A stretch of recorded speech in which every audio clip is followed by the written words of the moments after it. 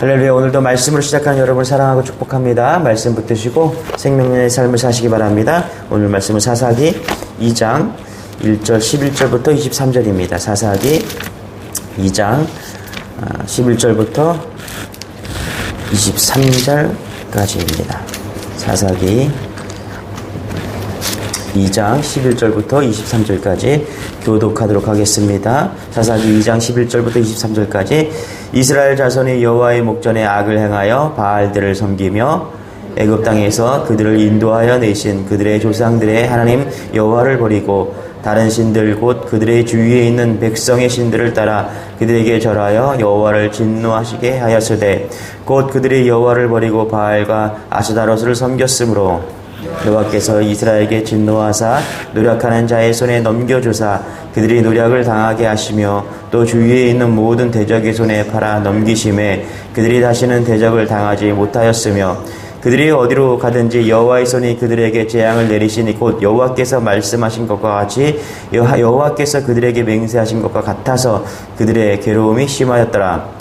여호와께서 사사들을 세우사 노략자의 손에서 그들을 구원하게 하셨으나 그들이 그 사사들에게도 순종하지 아니하고 오히려 다른 신들을 따라가 음행하며 그들에게 절하고 여호와의 명령을 순종하던 그들의 조상들이 행하던 길에서 속히 치우쳐 떠나서 그와 같이 행하지 아니하였더라.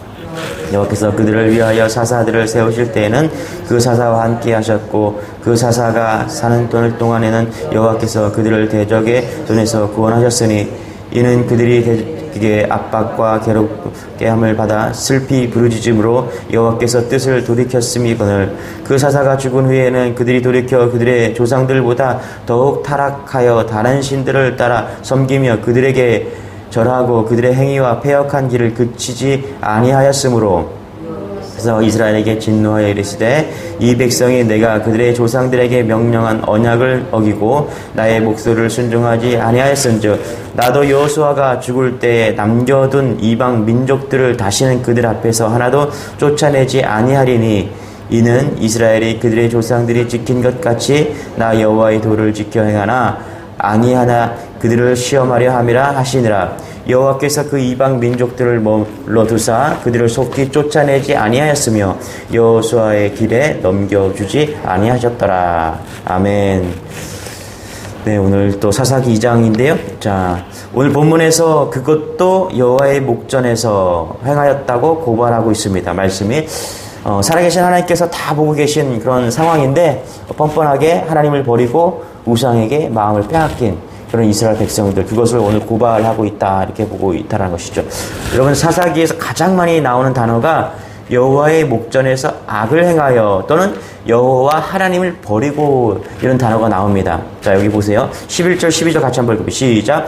이스라엘 자손이 여호와의 목전에 악을 행하여 바알을 섬기며 12절 애굽 땅에서 그들을 인도하여 내신 그들의 조상들의 하나님 여호와를 버리고 다른 신들 곧 그들의 주위에 있는 백성 신들을 따라 그들에게 절하여 여호와를 진노하게 하였으되 사사기에서 이 구절들을 다 찾아보면요 시간이 없을 정도로 끊임없이 반복되는 것이 여호와의 목전에서 그리고 여호와를 버리고 이런 말씀입니다. 여러분, 당시 이스라엘 사람들이 섬겼던 그 대표적인 우상은 바알과 아스다롯, 우리가 잘 알고 있는 아세라 신이죠. 아세라 여신. 이게 남편이 바알이고 아내가 아세라입니다. 이 신들이 결혼을 해서 그렇게 남편이 바알이고 아세라다. 바알은 남성 신으로서 농사와 풍요의 신을 알려졌고 또 아스다롯은 이 아세라 신은 여성 신으로서 다산의 신을 의미하고 있는 것이죠. 그래서 이 바알과 아스다롯을 섬기는 행위는 굉장히 또 음행하고 또 세속적이었다. 뭐 제가 한번 이 바알 신에 대한 족보를 제가 말한 적이 있는데 이 신 가족이 바알과 아세라 가족이 많은 그런 신들을 탄생하게 한 것이죠. 자, 뭐 그렇다 치고 왜 이렇게 바알과 아스다롯을 섬겼는가?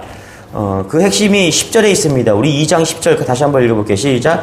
그 세대의 사람도 다 그 조상들에게로 돌아갔고 그 후에 일어난 다른 세대는 여호와를 알지 못하며 여호와께서 그 이스라엘을 위하여 행하신 일도 알지 못하였더라. 여기 중요한 말씀이 나오는데 그 후에 일어난 다른 세대는 여호와를 알지 못했다 이렇게 얘기합니다. 그 후에 일어난 다른 세대, 광야 후 가나안 세대, 신세대를 일컫는 말입니다. 여호와를 몰랐을까요, 여러분? 한번 생각해 봅시다. 여호와를 알지 못했다 이렇게 얘기하죠. 여호와를 정말 몰랐을까요? 존재를 몰랐다는 것이 아니라 무시했다는 것입니다, 여러분. 여호와의 이름을 왜 모르겠어요? 알았겠죠. 그죠? 그러나 존중하지 않은 것이고 무시했다라고 볼 수가 있다는 것이죠. 여러분, 신앙은 알긴 알아요. 하나님이 존재하는 것도 압니다. 그런데 존중하지 않고 정말 믿지 않고 무시하고 그렇게 그것을 알지 못했다. 성경은 오늘 기록하고 있다는 것이죠. 우리도 그렇지 않습니까, 여러분?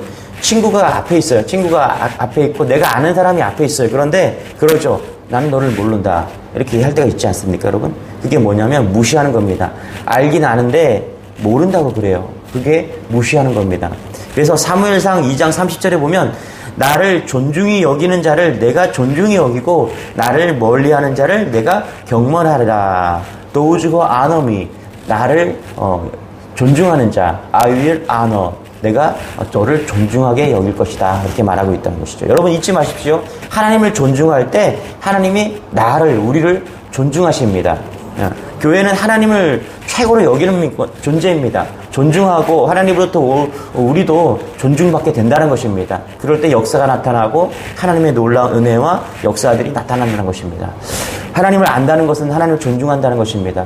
우리가 하나님을 안다고 하면서 하나님을 존중하고 무시한다면 오늘 이스라엘 백성처럼 하나님을 알지 못하는 그런 백성이 된다. 그런 다른 세대가 된다는 것입니다. 반대로 하나님을 존중하지 않으면 어떤 일이 일어나는가? 우리 2장 15절입니다. 같이 한번 읽어보시죠. 시작. 그들이 어디로 가든지 여호와의 손에 그들에게 재앙을 내리시니 곧 여호와께서 말씀하신 것 같고 여호와께서 그들에게 맹세하신 것과 같아서 그들의 괴로움이 심하였더라. 그죠? 문제는 그들이 하나님을 떠난 후에 재앙이 임하여 괴로움이 심했다라고 말을 하고 있습니다. 여러분, 하나님을 떠나면요, 쾌락이 존재합니다. 그리고 또 결국은 심령이 괴로워지는 그런 일이 있습니다. 모든 것이 해도 안 되는 것이죠. 괴롭고 인생의 끝이 고달프기 짝이 없는 그런 인생이 된다는 것이죠. 그 이유는 뭐냐면 그들이 여호와를 존중하지 않았기 때문에 그렇다는 것이죠. 여호와를 떠났기 때문이다. 그래서 요한복음 15장 5절에 보면 너희가 나를 떠나서는 아무것도 할 수 없다 이렇게 이야기하는 것이죠. 여러분, 우리가 어떻게 하나님을 떠나서 무엇이 잘 될 것이라고 생각을 하십니까? 그렇죠? 모든 인생은 하나님이 만드셨어요. 하나님의 피조물이에요. 피조물이 아무리 잘 나가도요, 이 조물주를 능가할 수는 없다라는 것이죠. 제 아무리 잘 나가는 물건이라도 그 만든 사람을 능가할 수는 없다라는 것이죠. 그래서 우리가 하나님을 떠나서는요, 잘 될 일이 없다는 사실을 여러분 믿는 여러분 되시길 바랍니다. 모세가 여호수아에게 가르친 것은요, 한 가지입니다. 모세가 여호수아에게 가르친 것 한 가지는 뭐냐면 그것은 믿음으로 사는 거예요. 하나님을 존중히 여기는 겁니다. 하나님을 아는 거예요. 다른 말로 표현하면 하나님을 온전히 믿고 따르는 것, 하나님을 존중하는 것, 하나님을 아는 것, 그것을 가르쳤다라는 것입니다. 그것을 여호수아에게 알려줬다라는 거예요. 왜 그렇습니까? 진짜 하나님이기 때문에 그렇다라는 거예요. 그런 반면에 여호수아가 후대에게 알려주지 못한 것은 뭐냐면 하나님을 존중하지 못하는 그 믿음을 전수하지 못했다는 것이죠. 우리 14절 15절 같이 한번 읽어볼게요. 시작. 여호와께서 이스라엘에게 진노하사 노력하는 자의 손에 넘겨주사 그들의 노력을 당하게 하시며 또 주위에 있는 모든 대적의 손에 팔아 넘기심에 그들이 다시는 대적을 당하지 못하였으며 그들이 어디로 가든지 여호와의 손이 그들에게 재앙을 내리시니 곧 여호와께서 말씀하신 것과 같고 여호와께서 그들에게 맹세하신 것과 같아서 그들의 괴로움이 심하였더라. 자, 여러분, 출애굽기를 보면요, 하나님께서 이스라엘 백성들이 원망하고 불평하잖아요. 그러면 처음에는요, 그것을 지켜봅니다. 뭐라고 하지 않으세요. 책망하지 않으세요. 그냥 지켜봅니다. 그런데 10계명, 시내산에서 10계명을 받고 나서 이제 달라집니다. 무엇이 달라지냐면 그들에게 법이 생긴 거예요. 그래서 그들이 불평하고 원망하고 그러면 하나님께서 그들에게 법으로 다스립니다. 뭐예요? 징계하신다라는 거예요. 이것은 놀라운 관계가 형성이 되었다는 것입니다. 여러분, 그런 거예요. 하나님이 여러분이 만약에 뭔가를 잘못하잖아요. 그럼 하나님께서 징계해야 맞는 거예요. 하나님께서 손을 드셔야 돼요. 그런데 가만히 있다, 하나님께서 잠잠한다, 그럼 뭔가 문제가 있다는 것입니다. 오늘 14절, 15절 하나님을 존중하지 않으면 하나님께서 징계하신다고 말씀하고 있거든요. 이것이 히브리서 12장 6절과 잠언서 3장 12절의 말씀이에요. 이게 뭐냐면 주께서 그 사랑하는 자를 징계하시고 그가 받아들이시는 아들마다 채찍질 하심이라. 무슨 말인지 이해되시죠? 너희가 참음은 징계를 받기 위함이라. 하나님이 아들과 같이 너희를 대우하시나니 어찌 아버지가 징계하지 않는 아들이 있으리요. 징계는 다 받는 것이거늘 너희에게 없으면 사생자여 신아들이 아니니라. 지금 이스라엘 백성들을 징계하고 있죠. 이것은 뭐냐면 하나님께서 아직 여전히 이스라엘 백성들을 사랑하고 있다는 것입니다. 어떤 목사님 설교를 들은 이런 얘기예요. 그 목사님의 친구 중에 고아 출신이 있었다는 것입니다. 데려가서 키웠겠죠. 그 부모 없는 고아로서 어렸을 때 부모가 있는 친구들 가장 부러워했던 것이 뭐냐면 의외로 잘못했을 때 부모에게 야단맞는 게 가장 부러웠다라고 이야기를 하더래요. 자기는 잘했을 때 칭찬해줄 부모도 없지만 잘못해도 따끔하게 야단쳐주는 부모가 없는데 부모가 있는 친구들을 부모에게 칭찬도 받고 야단도 맞는 것을 보면서 굉장히 이 고아 아들이 부러워했다는 것입니다. 의외의 대답이었다는 거예요. 부모 있는 아이들이 좋은 집에서 살고 부모와 밖에 나가서 외식하고 좋은 옷을 입고 좋은 학용품을 쓰는 것이 부러웠던 것이 아니라 부모에게 야단 맞는 것이 부러웠다는 것이죠. 여러분, 그래요.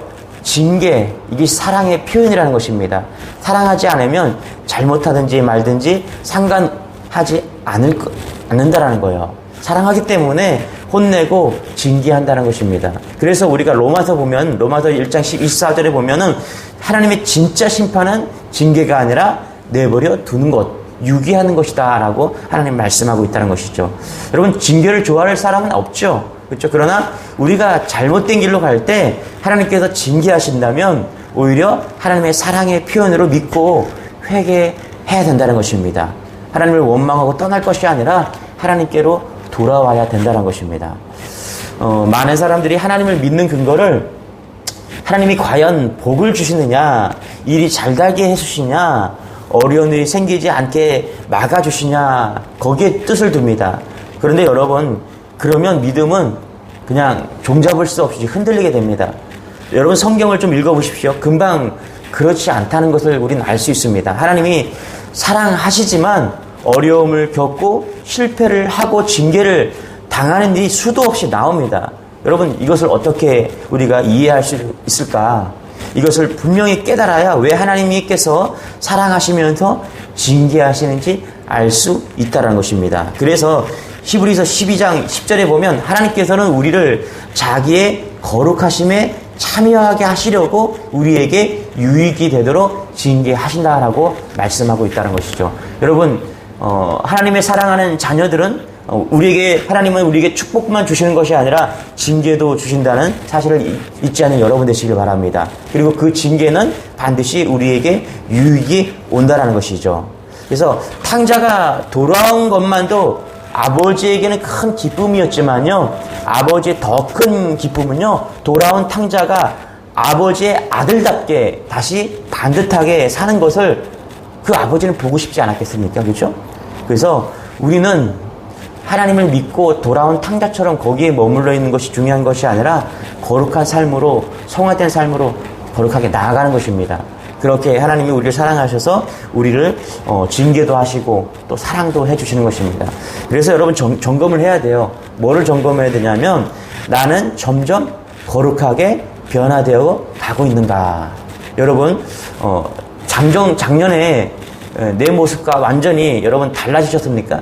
3년과 5년 전과 몰라보게 여러분의 신앙이 달라졌습니까? 만약 자신이 크게 변한 것이 없는 것 같다면 죄 안 짓고 살기 힘들어서 그런 것이 아니라 죄의 심각성에 대해서 여전히 깨닫지 못하기 때문에, 혹은 하나님의 사랑에 대해서 여전히 깨닫지 못하기 때문에 머물러 있는 것입니다. 여러분, 하나님을 깊이 사랑하시기 바랍니다. 어제와 같은 하나님이 아니라 오늘 더 놀라운, 더 큰 사랑, 더 큰 징계, 그것이 우리를 사랑하고 하나님의 놀라운 사랑 안에 거하는 그런 사랑인 것을 믿고 깨닫는 그런 은혜가 있는 여러분 되시길 바랍니다. 그래서 신앙은 머물러 있는 것이 아니라 날마다 자라가야 된다는 것입니다. 저는 너무 감사한 것이 뭐냐면, 교회가 조금씩 부흥되고 그런 것도 중요하지만 무엇보다 제가 더 깊어진다는 것입니다. 더 하나님을 사랑하게 되었다는 것이죠.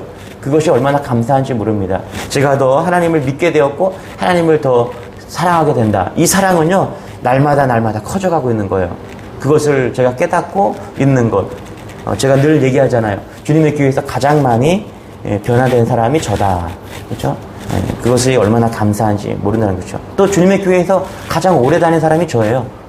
그런데 저의 그 신앙이 머물러 있지 않고 날마다 자라가고 있다는 것이 얼마나 다행인지 모릅니다. 여러분, 이런 은혜가 여러분에게도 있기를 소망합니다. 우리 16절에서 18절에 같이 한번 읽어볼게요. 시작. 여호와께서 사사들을 세우사 노략자의 손에서 그들을 구원하게 하셨으나 그들이 그 사사들에게도 순종하지 아니하고 오히려 다른 신들을 따라가 음행하며 그들에게 절하고 여호와의 명령을 순종하던 그들의 조상들이 행하던 길에서 속히 치우쳐 떠나서 그와 같이 행하지 아니하였더라. 18절. 여호와께서 그들을 위하여 사사들을 세우실 때에는 그 사자와 함께 하셨고 그 사사가 사는 날 동안에는 여호와께서 그들을 대적의 손에서 구원하셨으니 이는 그들이 대적에게 압박과 괴롭게 함을 받아 슬피 부르짖음으로 여호와께서 뜰을 도시키셨음이거늘. 16절에서 18절에 읽으면서 감사한 것이 뭐냐면, 하나님께서 사사를 보내주셨죠. 그렇죠? 죄를 짓고 그렇게 원망하는 그런 이스라엘 백성들이었지만은 하나님께서는 바로 사사를 보내주셔서 그들을 회개하고 돌아오게 그렇게 하신 것이죠. 여러분, 저는 이것을 보면서 그런 생각해요. 우리 하나님께 날마다 감사해야 될 것이 중에 하나가 뭐냐면, 우리에게는 기도의 대상이 존재한다는 사실입니다. 우리에게는 하나님 아버지가 계시다라는 사실이에요. 어떤 어려움이 있을 때 찾아가서 도움을 구할 수 있는 그 전능하신 하나님이 계시다는 사실이에요. 여러분, 세상에 이것보다 더 큰 위로가 되는 것이 없습니다. 여러분, 아버지가 계시고 어머니가 계시다는 것은 뭐냐 하면, 내가 정말 어려움을 당할 때 손을 내밀면 적어도 아버지는, 부모님은 이야기 들어주시고 또 위로해 주신다는 것이죠. 그리고 그 하나님은 우리에게 진정한 도움을 주신다는 사실입니다. 할렐루야.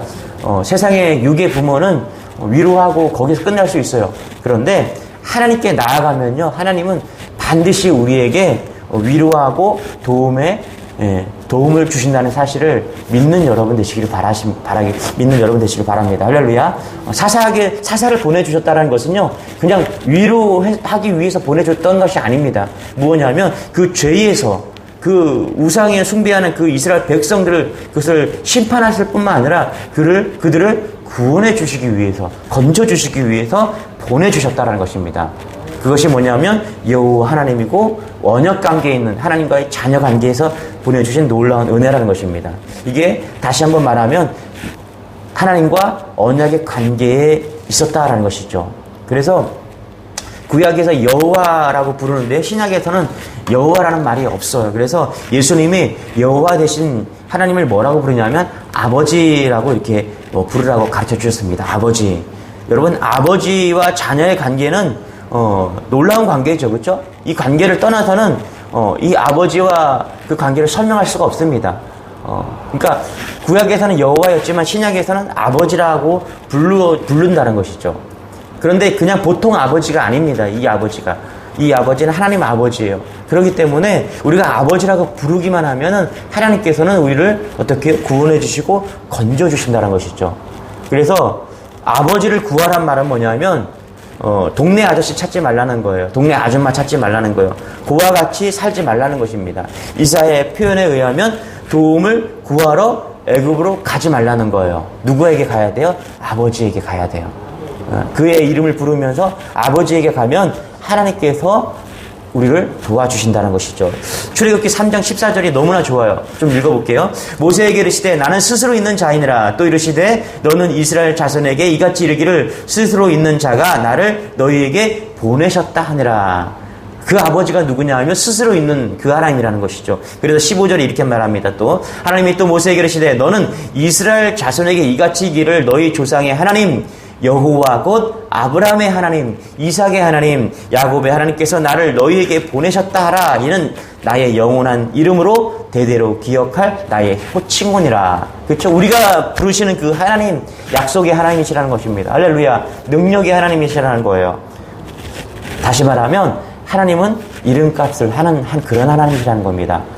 우리가 살아가면서 육적인 아버지, 세상 사람들에게 도움을 청할 때는 도움을 못 받을 때가 얼마나 많습니까? 이름값을 못할 때가 너무나 많습니다. 그런데 이 하나님은, 우리가 구하는 아버지라가 부르는 그 하나님은요, 축복하시고, 할렐루야, 징계도 하시고, 용서도 하시고, 응답도 하시고, 구렁텅이에서 건져내시는 이름값을 정말 하는 그런 하나님이라는 것입니다.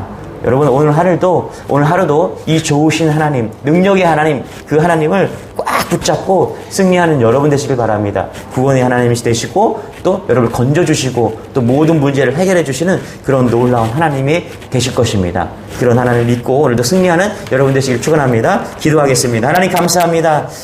이스라엘 백성이 또 절망하고 낙심하고 우상에 빠졌을 때 사사를 보내서 구원하여서 아버지라고 부를 수 있게 하시니 감사합니다. 하나님, 우리가 불러야 될 이름값을 하시는 하나님, 동네 아저씨가 아니라, 동네 아줌마가 아니라 우리를 구원해 주신 그 아버지 하나님, 여호와 하나님을 오늘도 우리는 힘차게 불러봅니다. 그 믿음으로 나아가기를 원하오니 오늘 하루도 전능하신 아버지 되어주셔서 능력의 하루를 살 수 있는 우리 하나님의 자녀들이 다 될 수 있도록 은혜를 더하여 주옵소서. 감사드리며 예수님의 이름으로 기도드리옵나이다. 아멘. 오늘 모든 문제들을 가지고 주님 앞에 나와서 아버지라고 부르는 여러분 되시길 축원합니다. 우리 주여 한번 외치고 기도하겠습니다. 주여.